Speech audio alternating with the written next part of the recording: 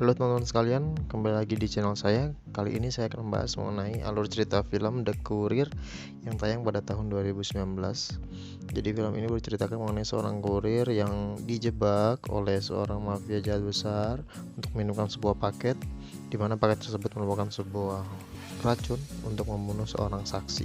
Ya, semua konten yang ada di film ini merupakan spoiler, jadi buat teman-teman yang belum nonton filmnya dipersilakan nonton dulu. Tapi yang masih ngeyel dipersilakan untuk lanjut. Oh yeah.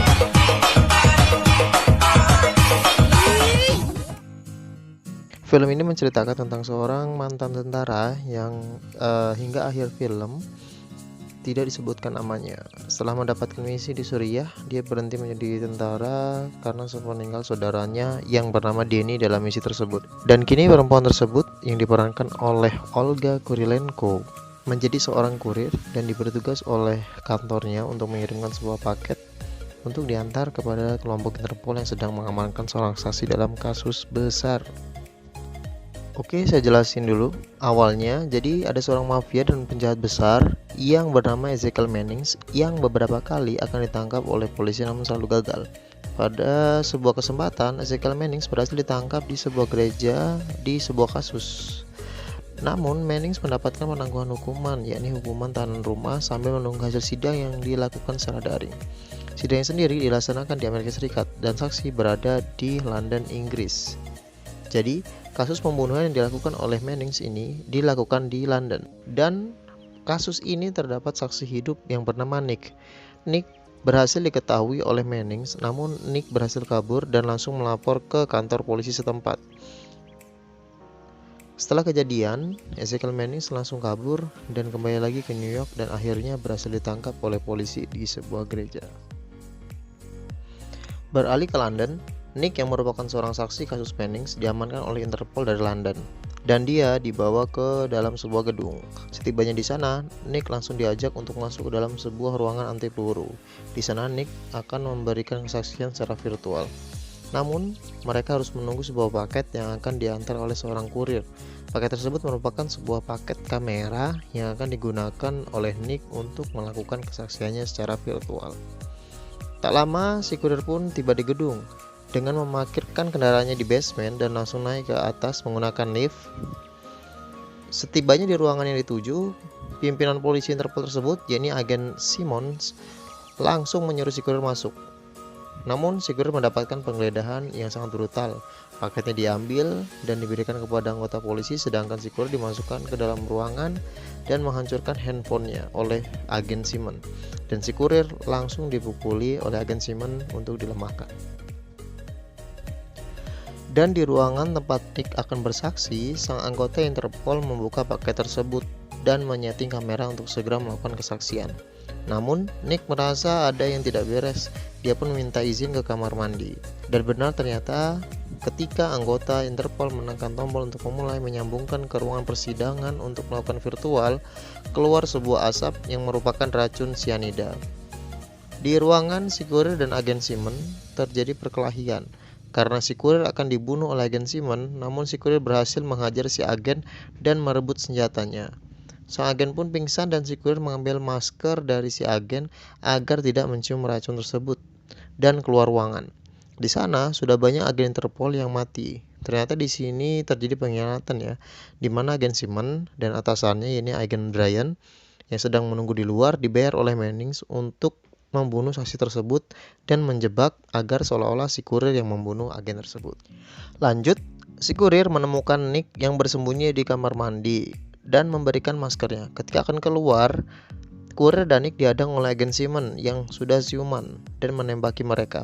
Terjadi baku tembak, namun menewaskan agen Simmons dan kurir serta Nick berhasil keluar ruangan dan turun menggunakan lift menuju parkir. Sebelum Simmons meninggal, dia menelpon agen Brian bahwa kurir dan saksi masih hidup.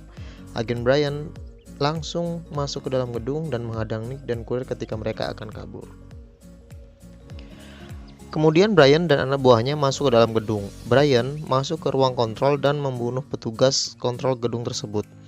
Dan Brian melacak keberadaan kurir dan Nick yang bersembunyi dengan mengawasi CCTV. Brian mengunci seluruh pintu keluar dan mengancam kurir untuk menyerahkan Nick melalui pengeras suara. Namun Brian ditelepon oleh atasannya menanyakan bagaimana keadaan di sana. Kenapa si saksi tidak muncul saat sidang virtual? Brian pun mengatakan bahwa saksi telah mati dibunuh oleh kurir. Dan sesuai dengan protokol akan ada tim yang datang ke TKP untuk menyisir lokasi sejam dari sekarang. Artinya, Brian hanya mempunyai waktu 1 jam untuk membunuh saksi tersebut dan si kurir. Singkat cerita, Nick dan kurir yang tanpa senjata dikejar oleh anak buah Brian yang bersenjata lengkap. Nick diberi rompi anti peluru yang kurir gunakan agar saksi tersebut tidak tertembak mati.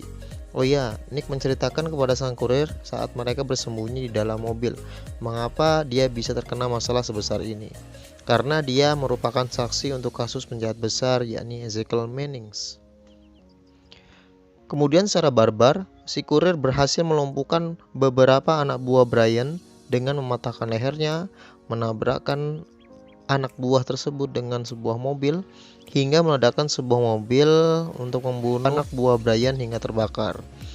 Si kurir tidak dapat menggunakan senjata mereka karena senjata para anak buah Brian ini memiliki teknologi yang sangat canggih, di mana mereka harus menggunakan sidik jari dari si pengguna agar dapat menggunakan senjata tersebut. Namun, tanpa senjata, 3 anak buah Brian berhasil dibunuh oleh si kurir yang memang dia adalah mantan tentara. Setelah berhasil membunuh 3 anak buah Brian, Brian mulai stres karena waktu tinggal setengah jam lagi. Akhirnya dia menelpon seorang sniper yang sangat sadis hingga memiliki julukan pembunuh berhantu karena tidak diketahui asal-usulnya hingga namanya.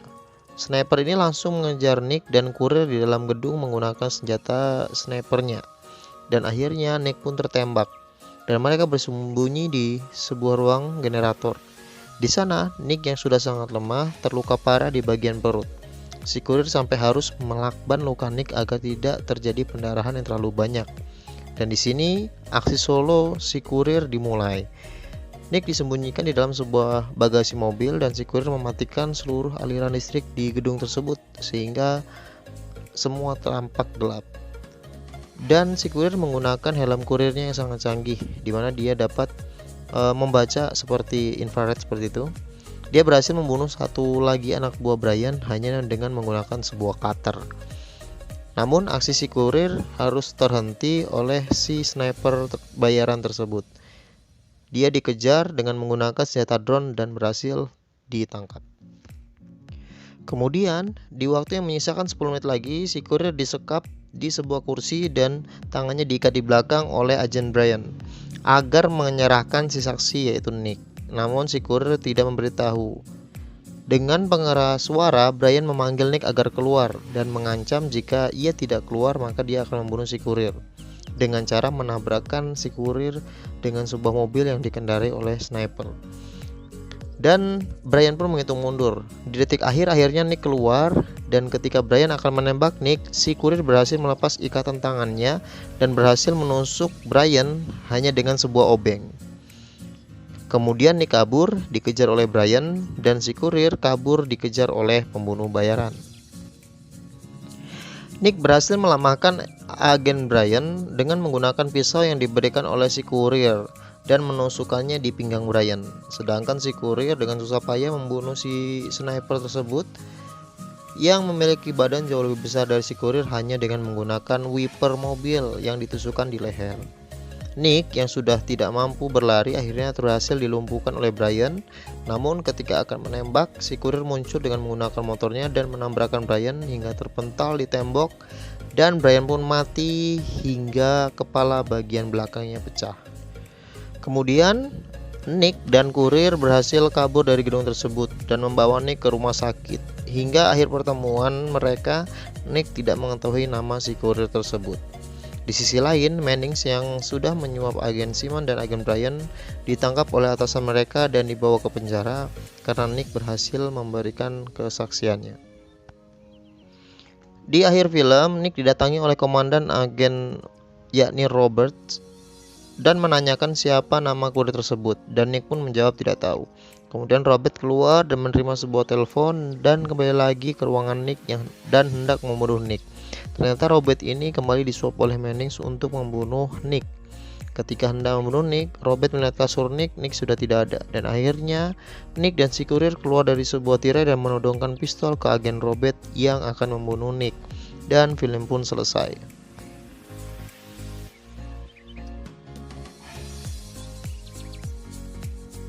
Ya, itulah tadi teman-teman ringkasan alur film The Courier yang terbit tahun 2019. Mohon maaf apabila banyak kekurangan, dan kita akan ketemu lagi di video berikutnya. Terima kasih.